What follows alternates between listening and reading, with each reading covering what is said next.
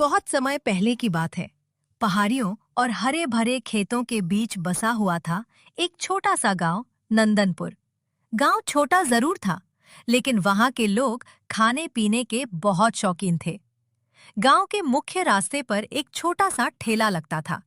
उस ठेले पर मिलती थी गर्मा गर्म कुरकुरी और स्वादिष्ट कचौड़ियाँ। यह ठेला लगाता था एक गरीब लेकिन मेहनती आदमी, माधव। माधव अपनी पत्नी गौरी के साथ मिट्टी के एक छोटे से घर में रहता था। दोनों सुबह सूरज निकलने से पहले उठ जाते और मिलकर कचौड़ियाँ तैयार करते। सुनिए जी, आज आटा थोड़ा ज्यादा गूंदू। हाँ गौरी, आज लगता है भीड़ ज्यादा होगी। कल तो कचौड़ियाँ खत्म होने के बाद भी कई लोग पूछ रहे थे। तो फिर आज मेहनत भी ज्यादा और कमाई भी ज्यादा। बस यही मेहनत एक दिन हमारी किस्मत बदल दे, यही भगवान से प्रार्थना है। कुछ देर बाद माधव अपना ठेला लेकर गांव के चौराहे पर पहुंच गया। तभी उसका रोज का पहला ग्राहक नरेश वहां आ गया। अरे माधव भाई, राम राम। आज तो तुम्हारी कचौड़ियों की खुशबू पूरे रास्ते में फैल रही है। राम राम नरेश भाई। आज गौरी ने मसाले में कुछ नया किया है। अच्छा, तो आज भाभी के हाथ का जादू चलेगा। जादू तो उनके हाथ में है भाई, मैं तो बस मेहनत करता हूँ। चलो फिर जल्दी से 4 कचौड़ियाँ और थोड़ा अचार लगा दो। माधव ने नरेश को कचौड़ियां परोस दी। नरेश ने पहला निवाला खाते ही आंखें बंद कर ली। वाह माधव भाई, कचौड़ी तो हमेशा से अच्छी थी, लेकिन आज इसका स्वाद कुछ अलग ही है। अरे अभी तो आपने हमारी खास चटनी चखी ही नहीं। तभी गांव की बुजुर्ग महिला सरस्वती अम्मा वहां आ पहुंची। बेटा माधव, आज मुझे भी एक कचौड़ी खिलाओ। अम्मा, आपके लिए तो 2 कचौड़ियां अभी तैयार है। माधव ने अम्मा को कचौड़ी और लाल चटनी दी। अम्मा ने कचौड़ी को चटनी में डुबोया और एक निवाला लिया। कुछ पल तक वह चुप रहीं। क्या हुआ अम्मा, स्वाद पसंद नहीं आया? कचौड़ी तो बहुत अच्छी है बेटा, लेकिन ये चटनी। क्या हुआ चटनी में अम्मा? बेटा, इसमें जान नहीं है।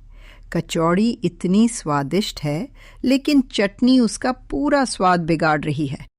अम्मा, चटनी तो मैं बाजार से खरीद कर लाता हूँ। यही तो गलती है बेटा। असली स्वाद बाजार की बोतल में नहीं, घर के मसालों में होता है। तो अम्मा, आप ही मुझे अच्छी चटनी बनाना सिखा दीजिए। सरस्वती अम्मा कुछ पल चुप रहीं। ठीक है बेटा, आज शाम मैं तुम्हारे घर आऊंगी, लेकिन जो विधि मैं बताऊंगी उसे मेहनत और ईमानदारी से इस्तेमाल करना। अम्मा, आपका आशीर्वाद मिल जाए तो मेरी कचौड़ियाँ पूरे गांव में मशहूर हो जाएंगी। शाम होते होते माधव अपना ठेला बंद करने वाला था। तभी गांव का अमीर और घमंडी साहूकार भैरव दास वहां आया। आइए साहूकार जी, बताइए क्या चाहिए? मुझे कुछ नहीं चाहिए, बस एक काम है। इसमें कुछ पैसे हैं, तू इन्हें अपने घर में छिपा कर रख ले। लेकिन साहूकार जी, मैं आपके पैसे क्यों रखूं? क्योंकि मैं कह रहा हूं। आपके पास तो बड़ा घर है, तिजोरी है, फिर मेरे गरीब घर में पैसे रखने की क्या जरूरत? भैरव दास का चेहरा गुस्से से लाल हो गया। बहुत सवाल पूछने लगा है तू। मैं गरीब जरूर हूं साहूकार जी, लेकिन गलत काम नहीं करूंगा। ठीक है, आज तूने मुझे मना कर दिया, लेकिन याद रखना माधव, गरीब आदमी की अकड़ ज्यादा दिन नहीं टिकती। अकड़ नहीं साहूकार जी, बस ईमानदारी है। भैरव दास गुस्से में वहां से चला गया। कुछ देर बाद 2 लड़के वहां पहुंचे। उनके कपड़ों और बातचीत से लग रहा था कि वे किसी दूसरे गांव में पढ़ाई करते थे। चाचा, क्या आपकी कचौड़ियाँ अभी बची हैं? हाँ बेटा, कुछ बची हैं। क्यों? आज अमन का जन्मदिन है, हम अपने दोस्तों को कुछ अच्छा खिलाना चाहते हैं। अरे वाह, जन्मदिन की बहुत बहुत शुभकामनाएं बेटा। चाचा, हमें जितनी भी कचौड़ियां बची हैं, सब दे दीजिए। माधव ने सारी बची हुई कचौड़ियां पैक कर दी। दोनों लड़के खुशी खुशी पैसे देकर वहां से चले गए। माधव ने आसमान की ओर देखा। हे भगवान, आज का दिन अच्छा रहा। जब माधव घर पहुंचा तो सरस्वती अम्मा पहले से ही वहां मौजूद थीं। अम्मा, आप तो पहले ही आ गईं। हाँ जी, अम्मा मुझे अपने पुराने दिनों की बातें बता रही थी। बेटा, मेरे पति शहर के एक बड़े भोजनालय में मुख्य रसोइया थे। उनकी चटनी का स्वाद इतना प्रसिद्ध था कि लोग दूर दूर से खाने आते थे। अम्मा, फिर तो आज हम बहुत कुछ सीखेंगे। सरस्वती अम्मा ने चटनी बनाने की विधि बताई। सबसे पहले ताज़ा धनिया और पुदीना लेना, फिर उसमें हरी मिर्च, थोड़ा अदरक और लहसुन डालना, भुना हुआ जीरा, काला नमक और थोड़ा नींबू का रस डालना, फिर स्वाद को संतुलित करने के लिए थोड़ा सा गुड़। अम्मा, गुड़ डालने से स्वाद कैसा आएगा? यही तो असली राज है बहू। जब तीखा, खट्टा और हल्का मीठा स्वाद एक साथ मिलता है, तब चटनी का असली मजा आता है। अम्मा, हम इस नुस्खे का गलत इस्तेमाल नहीं करेंगे। मुझे तुम दोनों पर भरोसा है। याद रखना, स्वाद से ज्यादा जरूरी है नीयत। अगली सुबह माधव और गौरी सूरज निकलने से पहले उठ गए। दोनों ने मिलकर अम्मा की बताई विधि से चटनी तैयार की। जैसे ही चटनी तैयार हुई, उसकी खुशबू पूरे घर में फैल गई। ए जी, मुझे लगता है आज कुछ खास होने वाला है। आज हमारी मेहनत का इम्तिहान है। माधव ठेला लेकर चौराहे पर पहुंच गया। माधव दुकान लगा ही रहा था कि नरेश घबराया हुआ वहां पहुंचा। नरेश भाई, क्या हुआ? इतने परेशान क्यों हो? माधव भाई, बहुत बड़ी मुसीबत हो गई है। क्या हुआ? सरस्वती अम्मा के घर पर भैरवदास अपने आदमियों के साथ पहुंचा है। वो अम्मा को घर से निकाल रहा है। क्या? लेकिन क्यों? अम्मा ने उससे कुछ पैसे उधार लिए थे। अम्मा ने 1 महीने का समय मांगा था, लेकिन वो आज ही घर खाली करवाने पहुंच गया। माधव ने बिना देर किए अपना थैला नरेश को सौंप दिया। भाई, तुम दुकान देखो, मैं अभी अम्मा के पास जाता हूँ। माधव वहां पहुंचा तो देखा कि अम्मा का सामान बाहर पड़ा था। भैरवदास जी, ये क्या कर रहे हैं आप? तू फिर आ गया।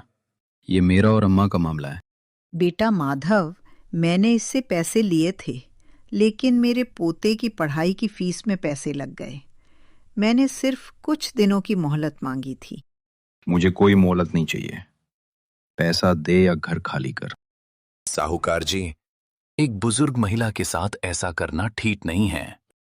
तू मुझे कानून सिखाएगा? नहीं, लेकिन इंसानियत जरूर याद दिलाऊंगा। अगर तुझे इतनी ही दया आ रही है तो अम्मा को अपने घर ले जा। अम्मा, आप हमारे साथ चलिए। जब तक आपका घर वापस नहीं मिलता, आप हमारे घर में रहेंगी। बेटा, तुम गरीब हो, फिर भी मेरे लिए अपना घर खोल रहे हो।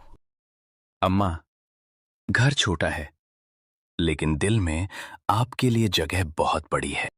माधव अम्मा को अपने घर ले आया, फिर वापस अपने ठेले पर पहुंचा। सब ठीक तो है ना माधव भाई? हाँ, अम्मा अब हमारे घर पर सुरक्षित हैं। चलो, अच्छा हुआ। अब जल्दी से वो नई चटनी चखाओ। माधव ने नरेश को कचौड़ी दी। नरेश ने चटनी में डुबोकर पहला निवाला लिया। कुछ पल तक वो कुछ बोल ही नहीं पाया। क्या हुआ नरेश भाई? माधव, ये चटनी नहीं, स्वाद का तूफान है। इतनी अच्छी? हाँ भाई, तीखा, खट्टा और मीठा, सब कुछ बिल्कुल सही। भाई, अब तुम्हारा ठेला रुकने वाला नहीं है। कुछ ही देर में लोगों की भीड़ जमा हो गई। मुझे 4 कचौड़ियाँ देना। मेरे लिए 6 पैक कर दो। भाई, चटनी थोड़ी ज्यादा देना। अगले दिन अमन और विवेक फिर माधव के घर पहुंचे। अरे बेटा, आज ठेले पर क्यों नहीं आए? चाचा, हम आपको ढूंढते हुए यहाँ आए हैं। क्या हुआ? कल हमने आपकी कचौड़ियाँ अपने हॉस्टल के दोस्तों और शिक्षकों को खिलाई। सबको आपका स्वाद बहुत पसंद आया, इसलिए हम रोज के 100 कचौड़ियों का पक्का ऑर्डर देने आए हैं। माधव की आंखें खुशी से भर आईं। रोज 100 कचौड़ियाँ? हाँ चाचा, ये कुछ एडवांस पैसे हैं। बेटा, तुम दोनों ने आज मेरी जिंदगी बदलने की शुरुआत कर दी। अब माधव, गौरी और सरस्वती अम्मा मिलकर रोज कचौड़ियाँ और खास चटनी तैयार करने लगे। धीरे धीरे माधव का ठेला पूरे इलाके में प्रसिद्ध हो गया। लोग दूर दूर से उसकी कचौड़ियाँ खाने आने लगे।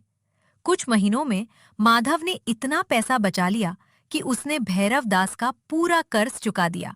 वो सरस्वती अम्मा को लेकर उनके घर पहुंचा। साहूकार जी, ये लीजिए अम्मा के पूरे पैसे। भैरवदास चुपचाप माधव को देखता रहा। तूने सच में इतने पैसे कमा लिए?